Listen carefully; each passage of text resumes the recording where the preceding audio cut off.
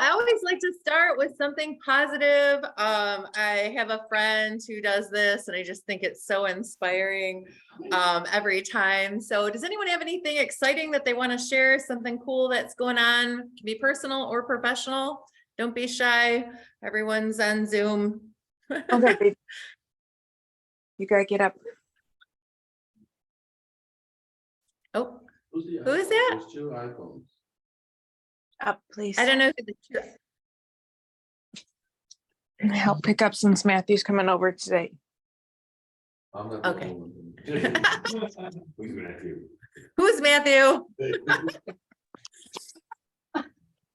I'm not Hello. Who's Hey, Amy, it's Lisa. Hi, Lisa.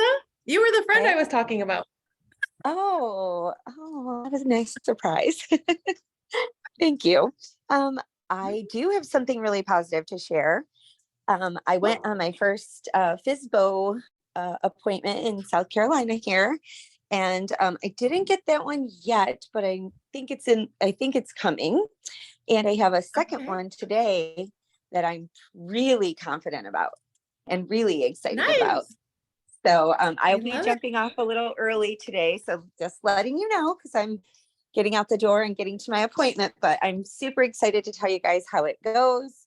I'm sharpening my skills every day, trying to get better and better at this. And this is what it's about. I'm so excited to go there and do this and see where I land and learn to better myself. And that's how we should all be doing every day. So that's my morning it. message. Did you see Jeff? Jeff Garner's in bed.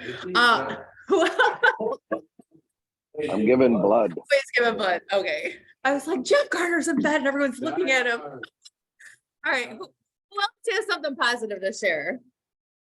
Something good? Anyone else? What'd you say? I got a listing agreement signed. Herman got a listing. Herman's in person at the Wyandotte office. So we got a listing. That's awesome. Anyone else? One more? I got my first Ohio listing. Nice. I don't have your name on the screen. Who is Oh, this? it's Mary. Sorry. Oh, hey, Mary Baker. How are you? I'm eating breakfast. I'm not putting on my video. Okay. Good morning, Amy. Good morning. I have what's up? three showings today. Hey, let's sell a house, Carlos. I love it. I love it. Oh, Christy got her first. Oh, Christy got her first team member. Cool. Well, I love hearing this great news. I'm excited. I have 2 listings that went on the market today, so I'm real pumped about that. So hopefully those mofos sell. We'll see. One of them doesn't have power. She's like, well, we just lit a bunch of candles. I hope the house doesn't burn down. I was like, no, we need that thing. Like, do not burn that thing down. I said, maybe they'll be surprised by the amazing ambiance in the house. So anyway, so today I want to talk about something super cool that I learned recently. Actually, Jeff invited me to this mind body connection seminar. And it was actually led by a couple of the most in shape chiropractors I've ever seen in my life. They were a couple, and she was a synchronized swimmer, and they were like almost went to the Olympics, but ended up with a concussion, sadly. But super positive, like such great attitudes on life. And I'm not a doctor, and this isn't meant to be that. But after I went to that, I really started researching some of the concepts that they spoke about. And it really, I've been applying them to my life in so many ways. And so it was something that I'm like, I can't keep, like, I have to share this because it's that good.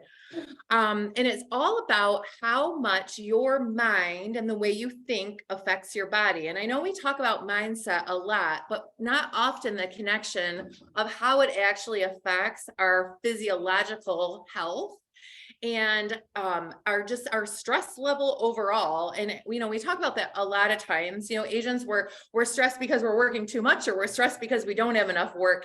And so I feel like oftentimes, especially in our profession, we stay in that state of stress all of the time. And so giving you guys tools that I've already started applying and that I would love for you guys to apply also.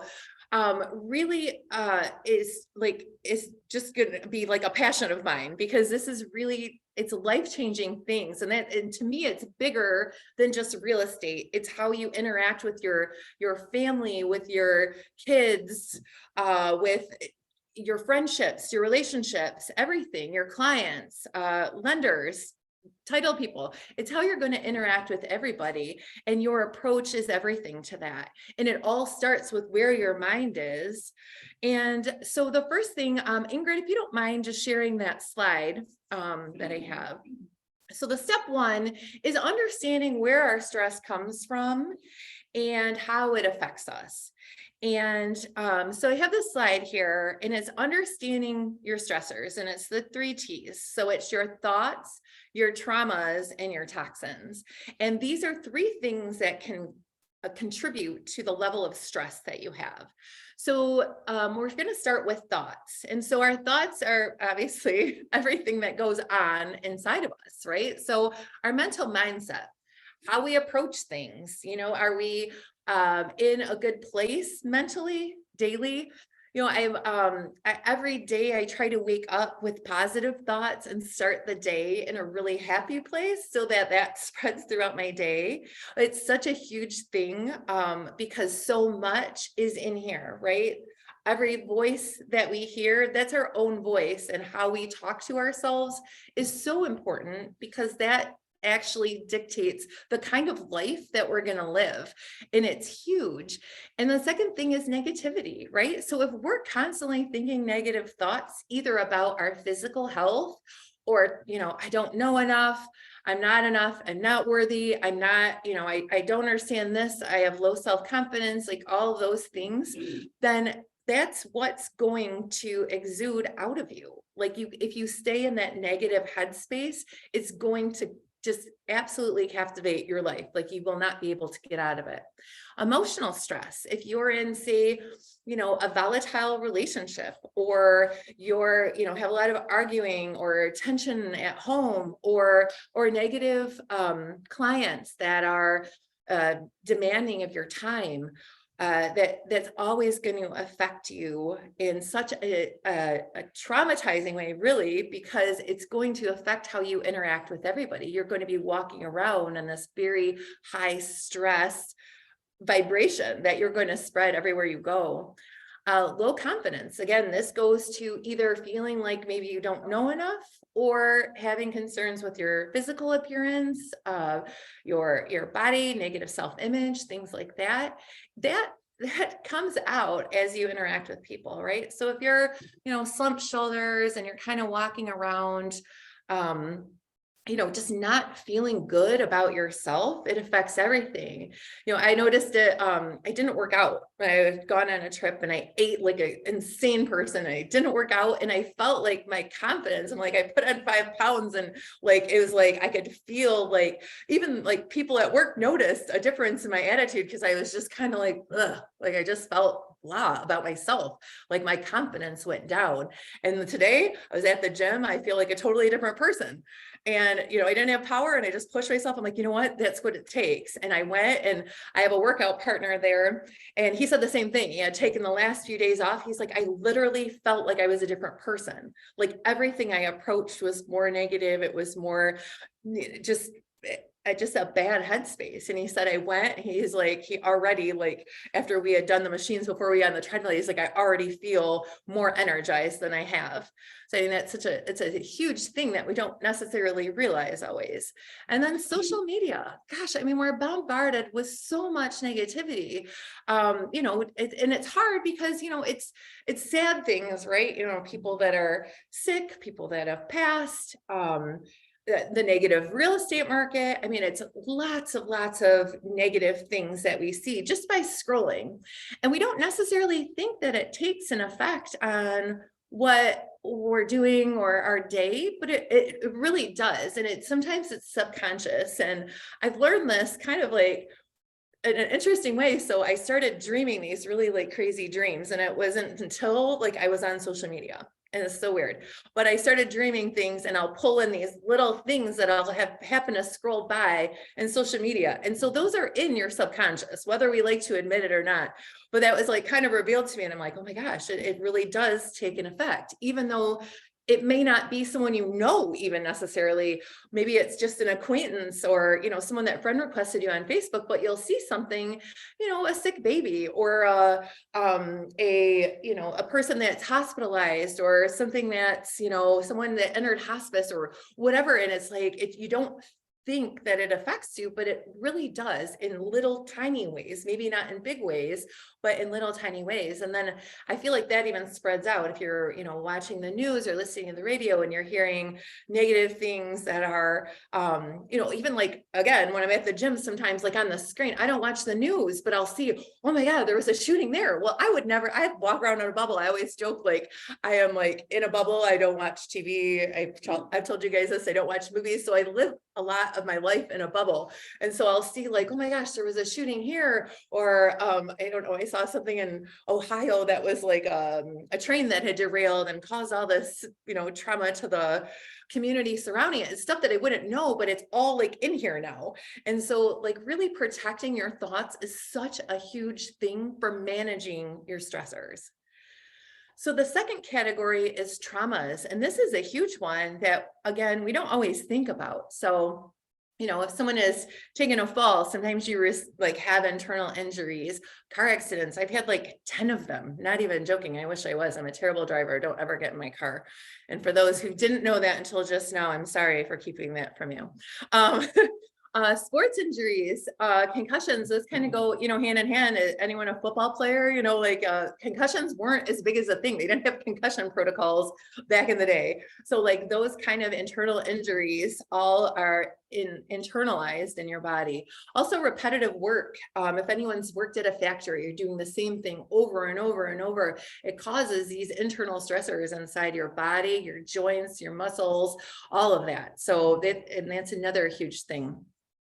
And the third one is toxins. So things like fast food, rest in peace, McDonald's. So it's hard. I mean, you hear like all of those chemicals and the bad things, and, you know, food that like just lasts forever. And it's not just fast food. I mean, it's also processed foods and all of these chemicals. I have all of these people that I know that lived in Europe, and they would come to America, and like the amount of like declination of their health only because of like the foods we eat was really severe. And it, you know, digestional issues and just weight gain that they weren't having, eating kind of the same things. You know, their diet didn't change, but the types of foods here, unfortunately, aren't as clean as they could be.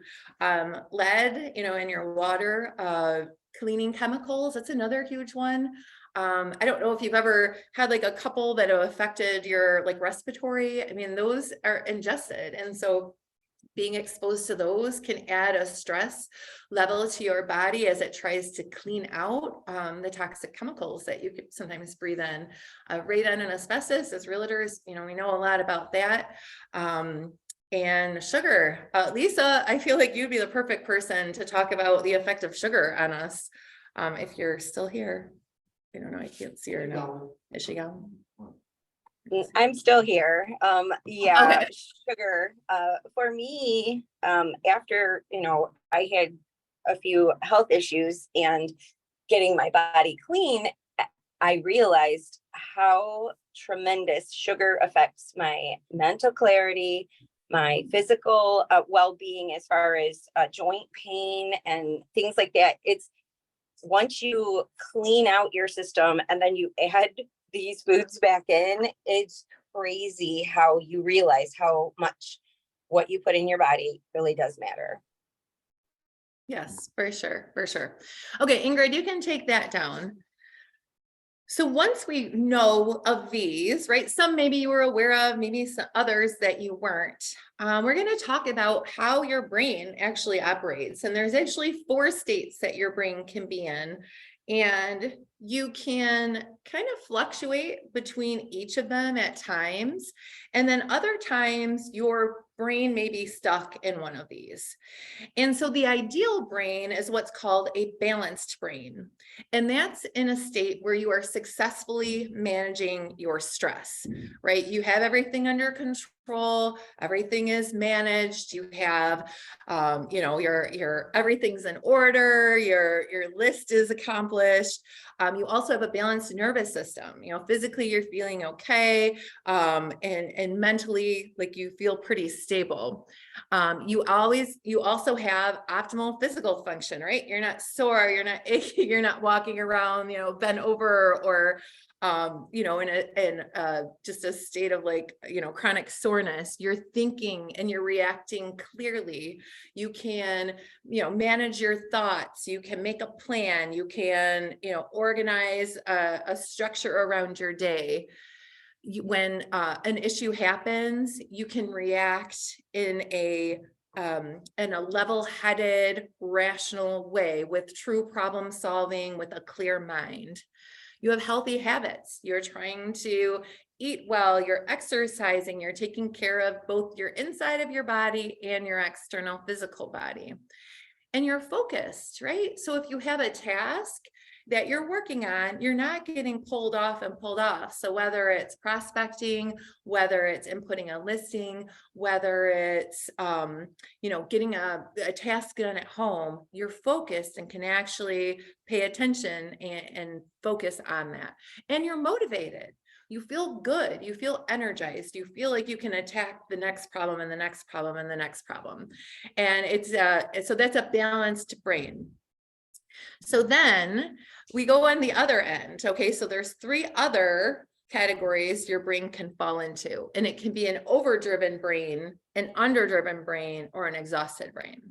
So an overdriven brain is where you have a racing mind. I mean, your thoughts are going. You have 100 tabs open, and maybe actually, and maybe mentally, maybe, you have 45 tabs open on your computer and 145 in your brain. You have difficulty falling asleep, difficulty staying asleep, where you really can't relax at night because you have so many things going on in your mind. And if you fall asleep, maybe you dream a ton and then you wake up and you still have 150 things on your brain that make it hard to fall asleep again. Your blood pressure and your heart rate are both elevated. You feel that constantly, or you flow into moments of anxiety where your heart really feels like it's racing. You really feel a physiological difference in your stress. A lot of times, if you're in this, you get reoccurring illness, like you will be sick and then you'll get better and then you'll get sick again because your body is working on overdrive constantly. And you'll also find yourself being irritable, right? Maybe a short temper, a short fuse, where you get home and you're short temper with your family, or aren't engaged when you're with your friends because your mind is just constantly racing. So that would be the overdriven brain. An underdriven brain. So this is the polar opposite of that. Okay, so this is, you are in a brain fog. So you feel cloudy. Your mind is not clear. You have extreme fatigue. You feel tired all of the time and sleepiness constantly, where you just literally cannot function sometimes. A lot of times this is tied to depression. You just feel sad, defeated, you're just kind of overwhelmed by everything, and you have a lack of motivation, right? You don't feel like getting up in the morning and going to the gym, or doing the things that it requires for you to be successful. An underdriven brain also has difficulty finishing tasks. So you may start something, but it's very hard for you to complete it. You'll fall out in between, and you'll just say, oh, well, I just, I can't, I'm too tired to finish. You'll fall asleep in the middle of doing something on your computer. You'll rely heavily on caffeine. People that have this underdriven brain need caffeine to pump them up and get them moving. And forgetfulness is the other thing. So your mind is so foggy that you'll forget, oh, shoot, I was supposed to call so-and-so. I was supposed to do this. I was supposed to complete this. There'll be something that keeps you, mentally where you can't get past that. So the fourth and final phase that your brain could be in state would be the exhausted brain. And this is just when your body is pretty much just in crisis mode. It's literally just surviving.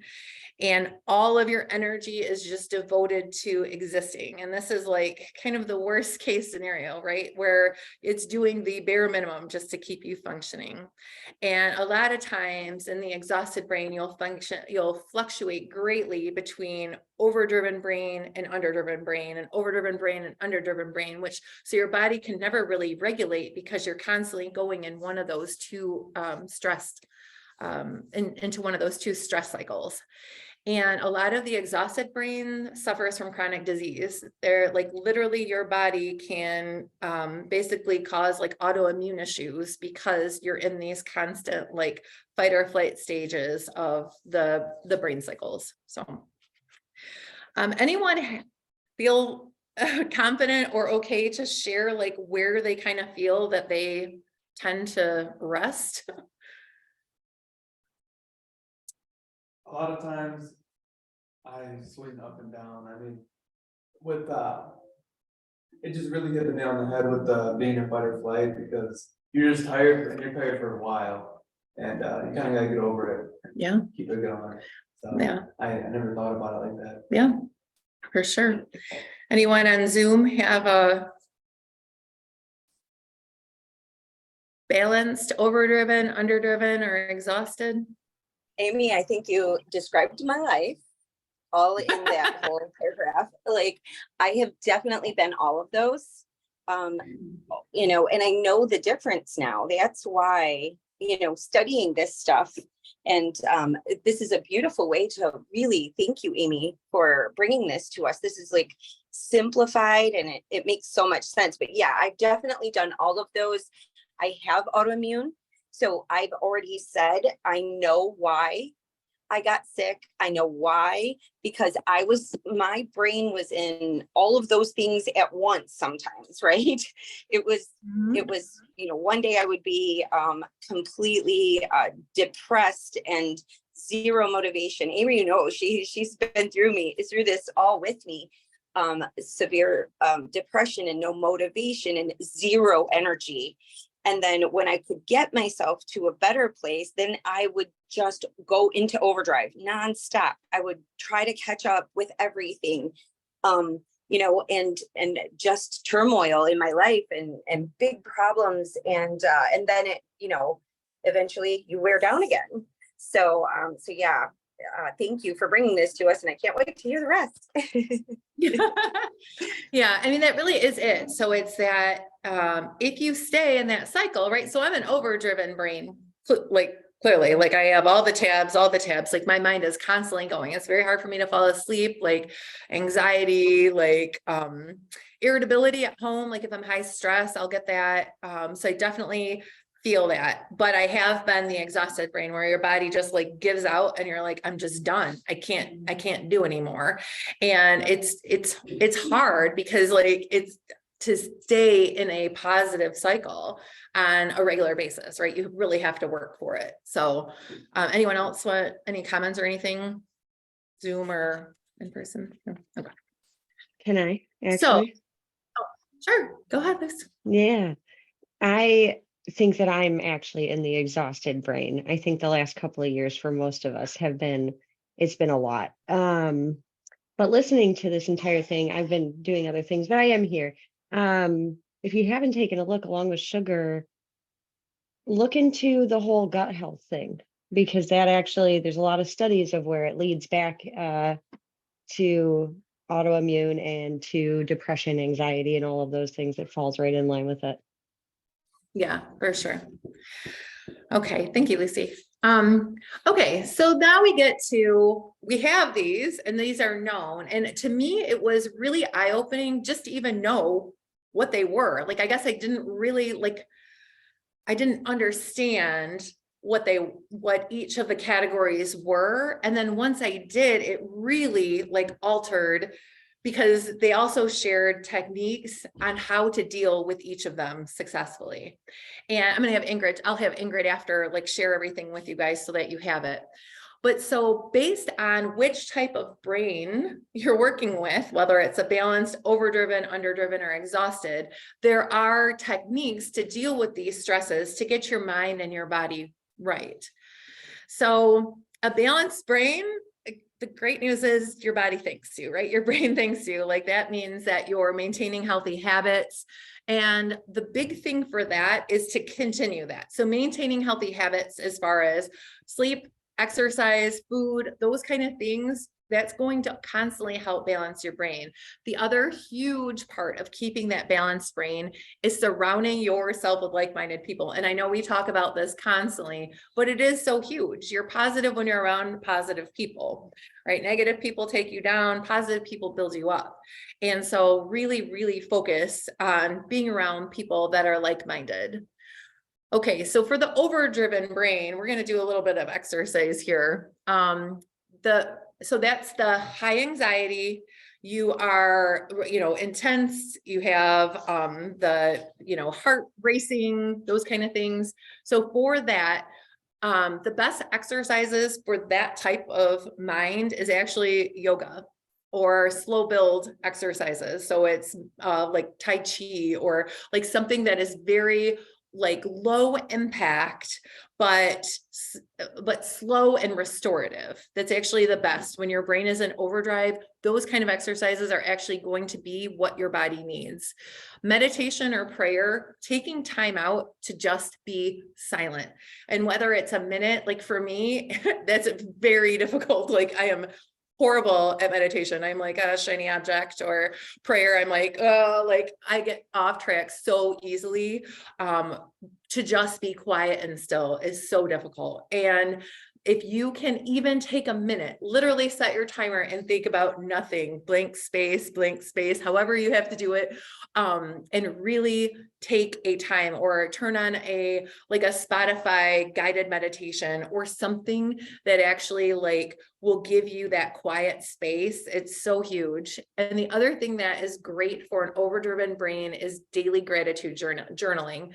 And that can just be a couple minutes every day. I have given my journal to quite a few people that I got like $6 on Amazon, and it just gives you, it literally is 4 minutes a day, 5 minutes a day. And it says 3 things that you're grateful for, 2 things you hope to accomplish, and 3 positive affirmations. And then at night, it's like the same thing. What 3 things you're grateful for during the day, 2 things you learned, and 2 things you hope, 2 goals for the next day. And it's so simple, but it always keeps me really grounded. And that I started doing that, and it has been really, really amazing. So the thing that we're going to learn, so an overdriven brain, we have a hard time calming down. So this is what I've implemented, and I swear to God, it has changed my life, because I can fall asleep with very little effort now. And so we're going to do this together, actually. And so it's called box breathing. I don't know if anyone's ever done it. A lot of times you'll see it in yoga, but it's inhaling through your nose for a count of 4. Exhaling, or holding it for 4, exhaling for 4, and then holding it out for 4, and then starting again. So in through your nose for 4, hold it for 4, exhale through your mouth for 4, and hold that for a count of 4, and then start the pattern over. So 4 breaths, 4 seconds each. So let's do that together. So inhale through your nose for 4, holding for 4, exhaling through your mouth for 4, holding that for 4. And then do it 4 times, and it should reset your entire system. And I'm telling you, I've been doing this at night before I go to bed, and I am falling asleep, because your body will literally get tired of focusing on breathing, essentially, because you've taken your focus off everything else, and you're just focusing on that breathing. Inhaling for 4, holding for 4, exhaling through your mouth for 4. And then starting the pattern over. And I am telling you, if you ever have trouble falling asleep, do this. You will fall asleep. I rarely ever get through all 4 cycles, and my body will just given to the sleep. So, all right, that's the first one. So let's start with the exhausted brain. That's the other one. Yes. Okay. So the exhausted brain, obviously you're just tired, right? You're fluctuating in between the overdrive and the underdrive, and all your energy is just devoted through existence, to just getting through life. And so for the exhausted brain, affirmations are huge. You want to constantly be affirming yourself, right? I have the energy to get through my day. I feel motivated today. I live a healthy lifestyle, whatever it is. Affirmations are huge, and you can literally Google them, or I know Lisa's not on the call, but if you ever need affirmations, she's got them for days. Actually in that book that gratitude book that I have, that's the other thing, there's like a list of like ideas for affirmations. And I think that's huge. And then take a step back. Sometimes we just need to take a step back. If we're in that exhausted state, do you just need a break? Like sometimes I just have to put myself in timeout because I'll be in that exhausted brain and I know I'm not going to do anyone any good. Like every once in a while I have a crazy busy, like overdriven weekend with, showings and appointments and social things. And on Monday, I'm like, I just need to take a step back and maybe take a couple of hours longer than I would in the morning to get my day started. And I don't want to make a habit of that, but every once in a while I do have to do that just to refresh and get my brain out of that exhausted state. Sometimes it's more serious than that, though. Really pay attention to health cues too. Sometimes you need a nutritionist. Sometimes you need a therapist for your mind. I mean, sometimes you can't get out of it on your own, and it's okay to get help. Maybe you need to talk to a counselor, a therapist, a psychiatrist, whatever. Sometimes you need a prescription, because maybe it is truly a biochemical issue, or, something that needs something bigger than that.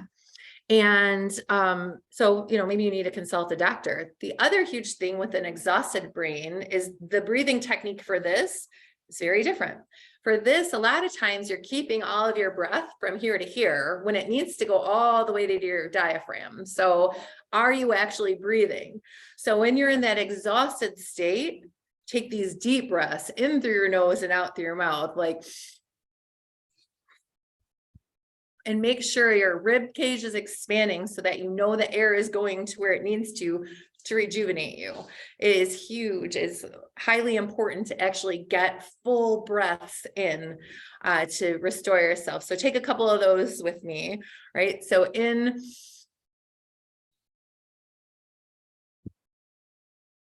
and deep breath out. So hold it as long as you can in.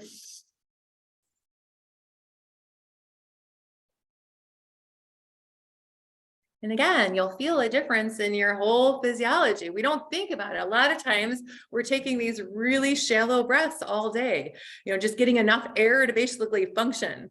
And so really filling our body with fresh oxygen is huge, huge, huge. Okay.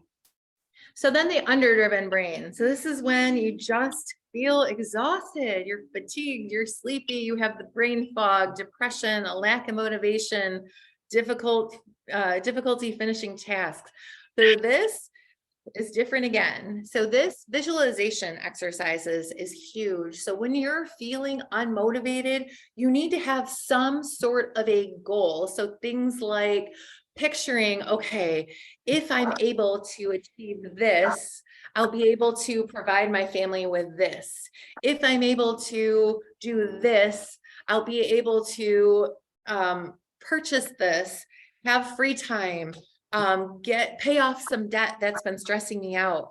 Having that visualization, some sort of a real picture of what we're working for. This is a perfect example of why we do a dream board. Having something where you can picture how your life will be if you do the steps that it requires to get to that goal. So really being able to picture those things and see those things and have a visual reminder daily that could be the motivation that gets you to that, to getting back into that balanced brain. The other thing that's great for an underdriven brain, because a lot of times they don't have motivation, or I've definitely been this before, make a task list, right? So that gives you your daily goals. So sometimes it's that vision is great because it's a big goal, but sometimes it's as simple as making daily goals. All right, today I'm going to commit to calling 5 prospects. I'm going to give out 3 of my business cards. I'm going to get my laundry done. I'm going to spend 20 quality minutes with my kids playing a game of cards, whatever it is. Even if it's, in your phone or written, however you like to keep lists, but something that holds you accountable to accomplish those things today. I'm going to go on a 30-minute walk. I'm going to eat healthy foods, whatever. I'm going to meal prep for the week, whatever it is, giving yourself those small goals in that task form will keep that underdriven brain encouraged. For the underdriven brain, the other thing for exercise is totally different. You need to be motivated, right? You need to hype yourself up. And so that's the best thing for an underdriven brain is interval training. So something where you're doing, on a treadmill, maybe you're walking and then you're running, or maybe you're on a bike and then you're pedaling at a normal pace and then you're going uphill, or, on a stationary bike, or if you're, do a HIIT workout where you're on for a little bit and then you're, work for 90 minutes or 90 seconds, and then you rest for 30 seconds, something like that, where you're doing intervals so that it's kind of keeping your body guessing, which will ultimately keep your body motivated. So, and then for the underdriven brain, a lot of times we feel like low energy and almost depressed in a lot of ways. And so their breathing is totally different. Okay. So for this breathing, you're going to inhale for 4, and then you're going to let out a very forceful exhale out of your mouth. Okay. And I ended with this particular brain function on purpose, because this is to energize you, bring your energy level up. So you're going to inhale, and you're going to let it out very forcefully. I should hear this from everyone in the room at minimum. So inhale. And inhale. And you will feel almost tingly, right? Like everything is moving. Like you can feel like your energy level increase when you do that. And that's what I'll just do that in the morning a few times. Before I even get up, I do my gratitude journal, and before I look at my phone, and then I'll do a few of those breaths, and it just takes your energy level up. And a lot of times, people want to snooze in the morning, and I highly encourage you, don't snooze. Instead, do that. When you snooze, if you truly fall asleep during that snooze, okay, so a lot of times if you do, you fall, even if it's 10 minutes, 20 minutes, whatever, you fall into this deep sleep, and your body expects you to sleep a minimum of 60 to 70 minutes if you enter that next sleep cycle. Snoozing is like literally one of the most awful things you can do for yourself, because your body wakes up when your alarm goes off and all of your systems are go, and you might feel tired, but if you snooze and you truly go into that next sleep cycle, your body will ultimately feel more exhausted. And I'm sure that's happened to people. I only talked to one person that said, no, I actually feel better when I snooze. But everyone else, if you really think about it, if you actually feel better after you snooze, most times you will not. Your brain will feel foggy. You won't feel as energized because your body expected to be in the next sleep cycle for, again, at least 60 to 70 minutes. So if instead you turn off your alarm, and then I highly recommend doing gratitude before you actually look at anything on your phone. But then you take a few of those breath of fire breathing in and then really force that air out. I guarantee you will wake up in a better space and it will energize you. So anyone have any comments, questions, any feedback on any of that? So just actually I was listening to Instagram about the sleeping thing.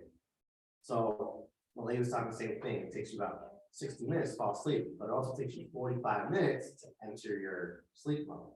So when you wake up and you hit the snooze button and you feel so groggy, it's because your body hasn't hit the 45 minutes. Yes. So your body can tell you need to go back to bed in 45 minutes. And then all you do is keep repeating the cycle. Yes. Yeah, absolutely. Eamon was just talking about snoozing and how like, once you do it, you keep doing it and keep doing it and keep doing it. It just keeps putting you in those sleep cycles that are not the adequate amount that you need. Anyone else have anything on Zoom? Any feedback or questions or anything? It's quiet out there today. No? Okay. That's actually all I had to, oh, does someone, Lindsay, you have something? Oh, does she? Okay. Hi, Lindsay. She's in San Francisco.